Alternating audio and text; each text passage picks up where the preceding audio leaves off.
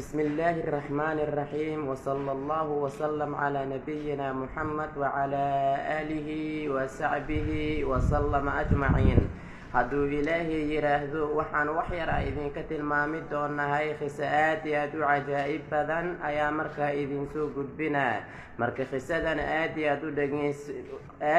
dhageyso bacdama haddii hor aad u taqaanid iyo haddii horebaad u aqaanin labada meel waxaa kaaga baahanahay mar allaala markaad dhageysatid walaalahaaga kale muslimiinka gaarsii sida markaa ayana ay u dhageystaan. mar allaala culimmada qaar waxay ku fasiraan xanuuno badan waa la iska dhaxalaa iyo dhaxal weliba waa la iska dhaxalaa,